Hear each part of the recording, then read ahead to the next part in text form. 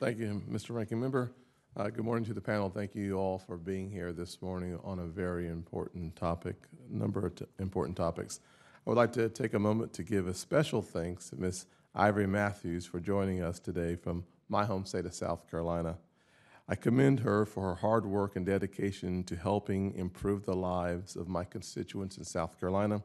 From her amazing work in Greenville to her addressing the tragic situation in Columbia, I am very confident that with her at the helm, our families are in safer hands. Thank you for your expertise, your leadership, and your passion for helping those folks who are most vulnerable in our society. The start of this year was one of tragedy for our community in South Carolina. I would like to honor Calvin Witherspoon Jr. and Derrick Caldwell Roper, who tragically lost their lives in what were sadly entirely preventable deaths as a result of carbon monoxide poisoning on January 17th of this year. This tragedy only galvanized my need to ensure that we are committed to protecting our most vulnerable citizens like Calvin and Derrick and the 239 other families at Allen Benedict Court Public Housing Community in Columbia.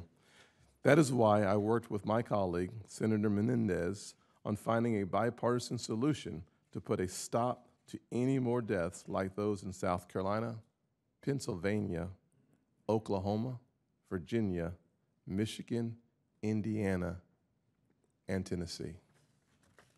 That's over 14 deaths in public housing across this country since 2003.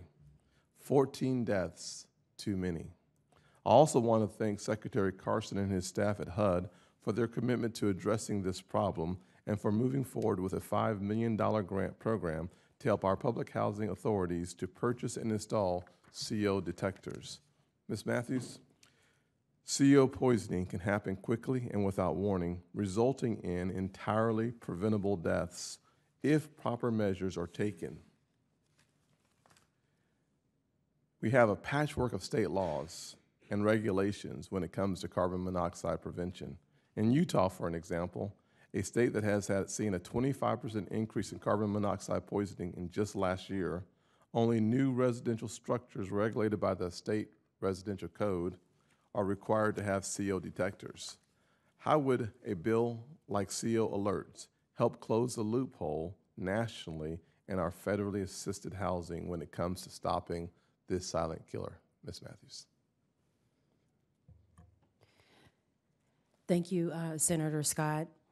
The CO Alerts Act will save lives, and the Senate should pass this bill, especially since HUD has made it clear that it's waiting on congressional action. It is important for our industry that we have those mandatory guidelines that are in law so that no other housing authority or family have to experience such a tragedy as we experienced in Columbia, South Carolina. Thank you, ma'am. Thank you for that. Just to note that in the last 2 weeks, there were 2 incidences of carbon monoxide poisoning in Detroit. We have to find a way to stop this silent killer. Lastly, I would also like to bring attention to Senator Cortez Masto's bill that I co-lead on manufactured housing. Affordable home ownership can come in many forms, residential manufactured housing being one of those.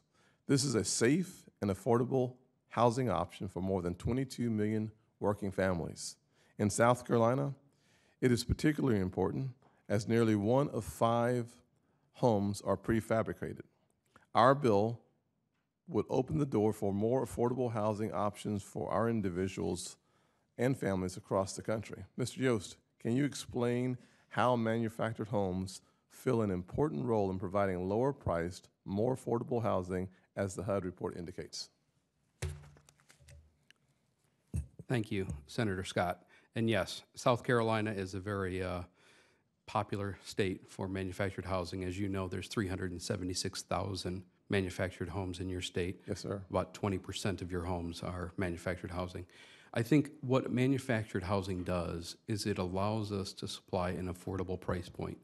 The average site-built home today is going for $294,000, excluding land.